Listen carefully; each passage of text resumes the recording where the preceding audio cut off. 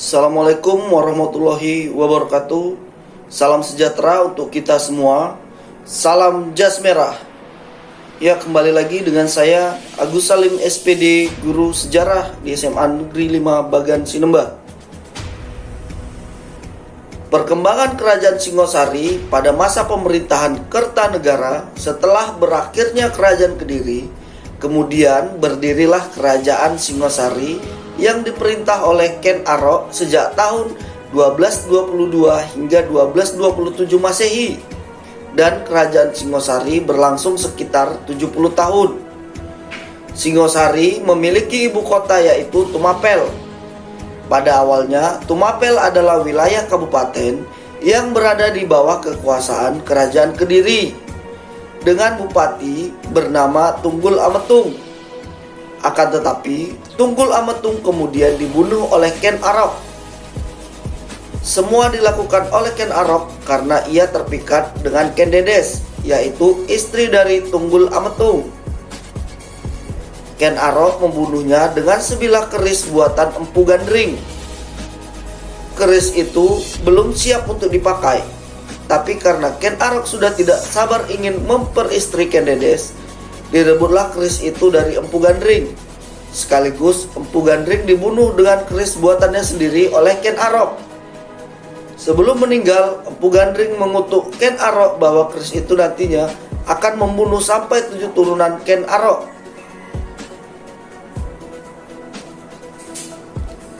Akhirnya Ken Arok menjadi Bupati Tumapel menggantikan Tunggul Ametung yang terbunuh. Ken Arok menjadi raja setelah ia menyerang Kerajaan Kediri yang saat itu dipimpin oleh Kertajaya.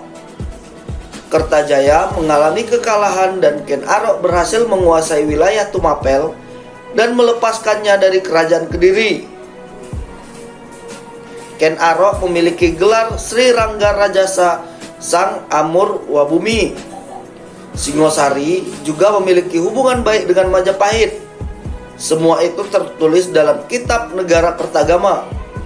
Pergantian kekuasaan terjadi karena Ken Arok dibunuh oleh kaki tangan Anusapati menggantikan Ken Arok. Di bawah pemerintahan Raja Kertanegara, Singosari mengalami masa kejayaan.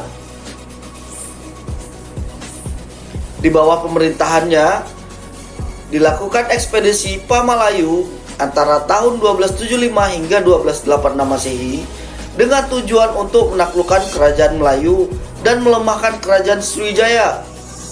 Selain itu, Kertanegara juga berhasil menguasai Bali pada 1284 Masehi, Jawa Barat 1289 Masehi, Pahang dan Tanjung Pura. Bahkan Kertanegara mampu mencegah serangan Kubilai Khan terhadap Singosari. Kertanegara bertujuan untuk menyatukan seluruh Nusantara di bawah Kerajaan Singosari. Kertanegara adalah raja terakhir dan raja terbesar dalam sejarah Singosari antara 1272 hingga 1292. Ia adalah raja pertama yang mengalihkan wawasannya ke luar Jawa. Pada tahun 1275, ia mengirim pasukan ekspedisi Pamalayu untuk menjadikan Sumatera sebagai benteng pertahanan dalam menghadapi ekspansi bangsa Mongol. Saat itu, penguasa Sumatera adalah Kerajaan Dharmasraya.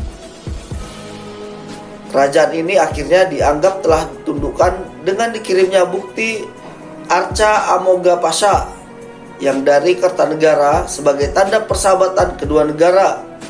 Pada tahun 1284, Kertanegara juga mengadakan ekspedisi menaklukkan Bali. Pada tahun 1289, Kaisar Kubilai Khan mengirim utusan ke Singosari meminta agar Jawa mengakui kedaulatan Mongol. Namun, permintaan itu ditolak tegas oleh Kertanegara. Negara Kertagama menyebutkan daerah-daerah bawahan Singosari di luar Jawa pada masa Kertanegara antara lain Melayu, Bali, Pahang, Gurun, dan Bakulapura. Ya, demikianlah penjelasan singkat mengenai Kerajaan Singosari. Semoga bermanfaat. Jangan lupa mengerjakan tugas di aplikasi psikologi. Saya akhiri, wabillahi taufik wal hidayah. Assalamualaikum warahmatullahi wabarakatuh. Salam jas merah.